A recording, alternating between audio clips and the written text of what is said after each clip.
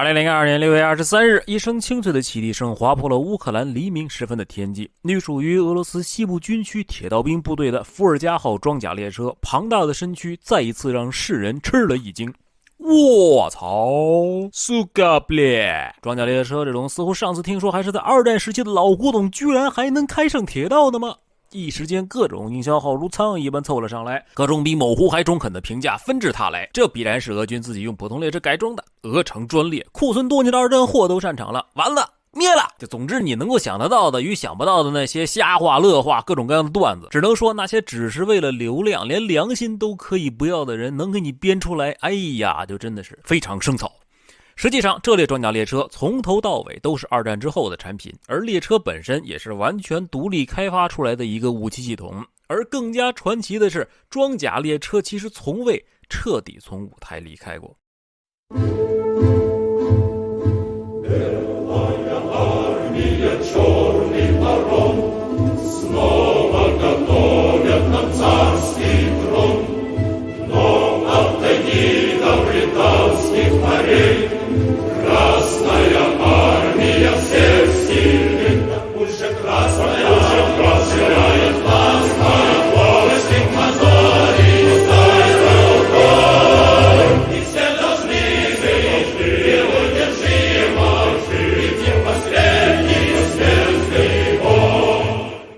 故事还要从19世纪的沙俄说起。彼时的沙俄帝国在领土急剧扩张的过程中，逐渐发现自身的投送能力有多么不足。毕竟东欧的烂地、中亚的烂地、极东的烂地都是那种如果不进行大规模基建就无法真正发挥价值的傲娇型土地。于是一种受地形以及季节影响较小、快速、运量大且较为便宜的交通运输方式就成了俄罗斯帝国的迫切需求。这也就让它成为了铁路运输的忠实拥趸。所以从1837年11月11日真是个不错的日子呢。俄罗斯第一条铁路在圣彼得堡开通以来，铁路便在其国内实现了迅速的发展。甚至不久之后，1851年8月6日，根据沙皇尼古拉一世的命令，为偏远驻军修筑铁路并保证其畅通的铁道兵便诞生了。但由于俄军落后的思想，沿途似乎好像并不是很能威胁到铁路线的对手与自身产生的工业能力，令装甲列车这一事物的概念直到62年之后，也就是1913年才出现在俄军高层的视野里面。1913年，2份设计材料被摆在了沙皇的案头，一份由受俄军军方委托的工程师 K.V. 科洛姆提出的装甲列车方案，另一份则是由在中国东北服役许久的铁道兵上校 M.V. 科洛伯夫提出的战斗装甲列车方案。沙皇看了一下，不练了，这两个方案都不错，一个够专业，一个相对来说没有那么专业，但是够实用。那么作为一国之君，我的格局就要大一点。所以出人意料的，末代沙皇很快同时批准了这2型装甲列车的设计方案。随后不久爆发的第一次世界大战也并没有影响到这2型装甲列车的建造速度，甚至截止到1915年，计划之内的装甲列车已经发展到了5个型号，而且开始装备部队。这5型装甲列车分别是2型特种指挥装甲列车，装备军以上的指挥机关；3型沙皇专用装甲列车胜利者乔治号，装备沙皇近卫铁路营；4型勇士号装甲指挥列车，装备第一铁道营；5型斯科别列夫将军号装甲指挥列车，用于装备突厥斯坦第一铁道营，以及一个很特别的红胡子型战斗装甲列车。在东北的朋友们应该多少知道，胡子是旧时代土匪的俗称，而这个红胡子的来历恰恰是源于克洛伯夫在中国东北以及外东北地区带领其铁路营在为沙俄侵略军修建铁路时的经历。在这一时期，对于这位侵略者最头疼的事情就莫过于一位常常扒拉的铁路并且打了他们人仰马翻的红姓的胡子。所以出于对后者的敬意和自我警惕，以及为了强调保卫铁路的重要性，于是就有了这么一个用基里尔汉语拼起来的红胡子的名字。而且红胡子型装甲列车的名字又只是它传奇身份的一小部分。虽然作为一型早期的装甲列车，它的构造不过是再简单不过的一台装甲机车、2台装甲炮车，但这2部分都很有的可说。首先，装甲机车，它的改装源是沙俄第1型量产蒸汽机车 O 型。它虽然是苏俄铁路机车的元祖，但却非常长寿。由于其12000列的巨大产量，以至于直到半个世纪后的1960年代初期，它都是苏俄铁路运货列车的主力担当，直到1964年才真正退役。然后它的装甲炮车部分，炮车的前方装备有一门1904型 76.2 毫米山炮，该炮被安置于一个水平设计为220度的半球形炮塔内，在其车身2侧各开有6个射击孔，每个射击孔内装有一挺8毫米的施瓦茨罗斯重机枪。对，就不是马克沁1910，而是施瓦茨罗斯。具体怎么来的，请你自行想象。当然了，在当时装甲列车采用的武器型号普遍比59的改型还要多，这是一种常识，望各位周知。总之，得力于当时铁路的承载能力，不仅火力强大，炮车车身的装甲最后处甚至可以达到16毫米，这在当时也是极为奢侈的配置了。毕竟改变了战争模式的大游民坦克的最后的装甲也不过只有6毫米而已。好，说回装甲列车，该型号红胡子装甲列车共计建造了3列，分别被授予2、3、5的编制番号。最初均编制在驻扎于中国东北的第2扎木尔铁道旅，用于铁路沿线的机动巡逻与防护。全车共计编有人员94人，其中军官4人，分为机枪排、炮兵排、技术排。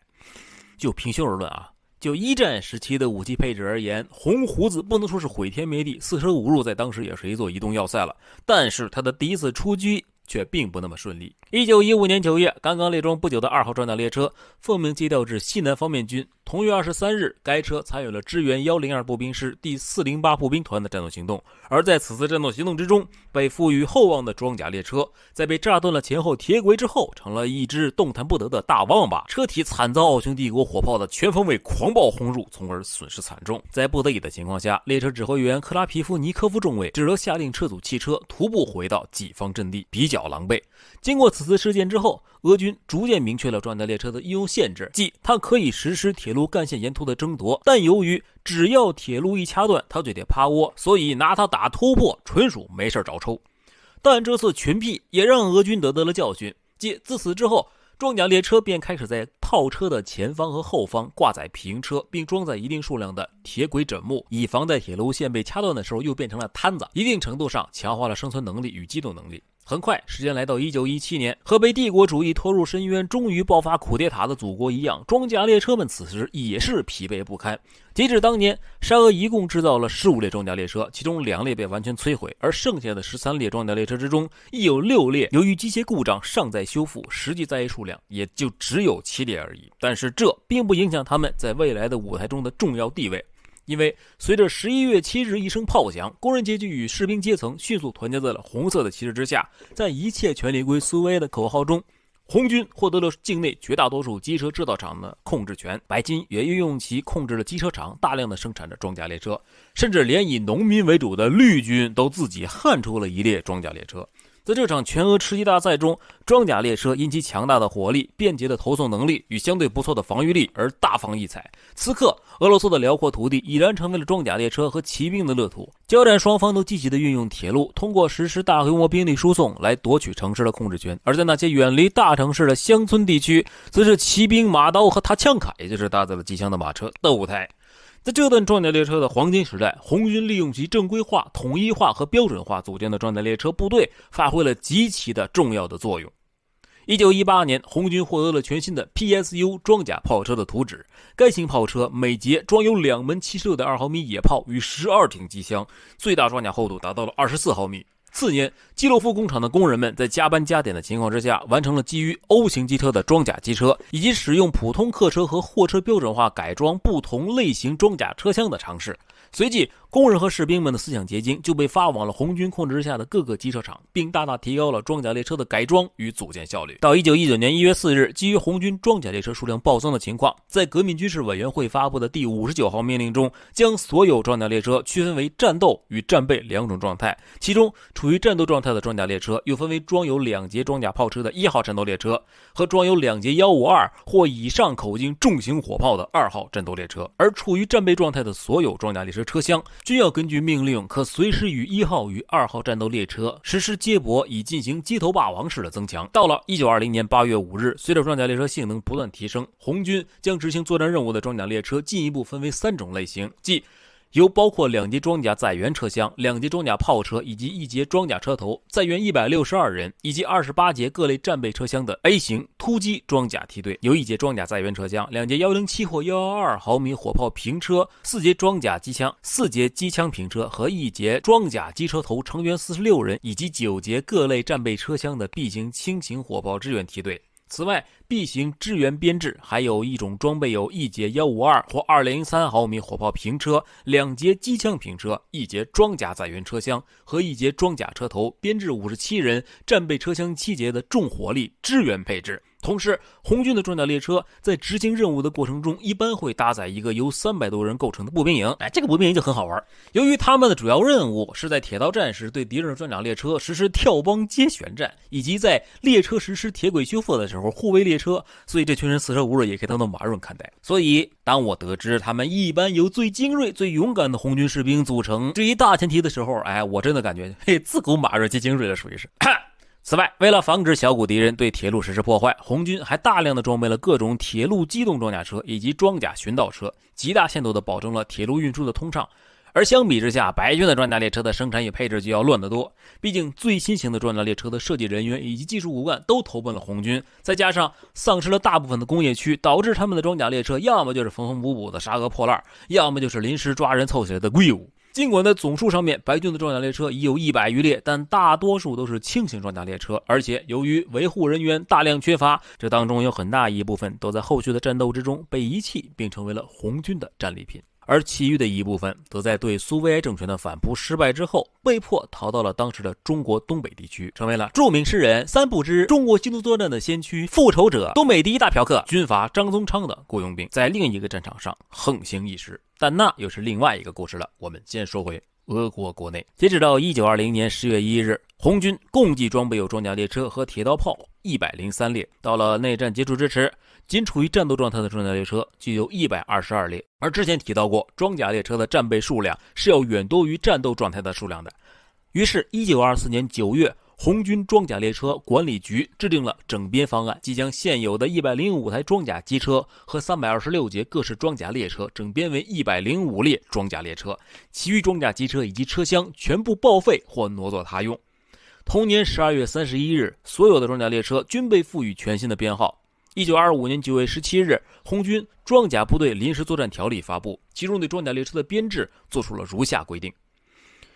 装甲列车师是编有2列或2列以上装甲列车的最高永久性战术编队，该师必须包括1列重型装甲列车，只有当司令部需要为缺乏装甲列车的几个不同方向提供服务时，才允许打散该师。装甲列车梯队是由数列独立装甲列车或师下属组成的临时的战术编队，每个战术编队通常不超过6列装甲列车。根据情况编制不同，该梯队由包括装甲轨道炮在内的所有类型的装甲列车组成。装甲列车主要用于在铁路的某个路段执行战斗任务。在拥有发达铁路网络的状态之下，一组的装甲列车会是前线最高指挥机关手中强大的突击力量。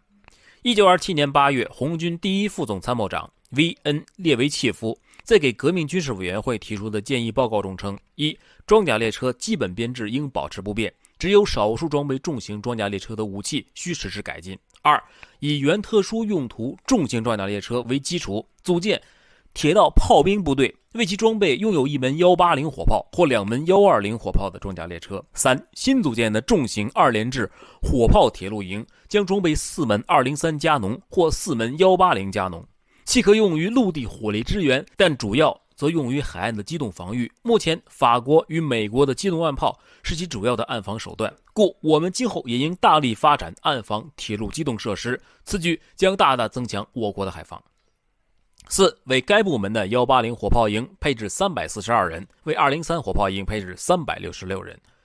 截止到1928年，红军战斗状态的装甲列车数量已减少至34列。到1930年初，仓库中、部队中共有42列装甲机车，76个轻型装甲车厢，14个重型装甲平台，共计42列装甲列车。1940年秋天，根据1940年10月24日苏联人民委员会第0238号命令，由于组织结构的变化，此时红军的装甲部队拥有9个独立的装甲列车师、3个装甲列车梯队、1个独立装甲列车营、17列独立装甲列车，而人民内务部在这一时间之内也组建了自己的装甲列车部队。这些或全新或重组的装甲列车部队迎来了自己的春天，而且也很快必迎来了最为艰巨的挑战。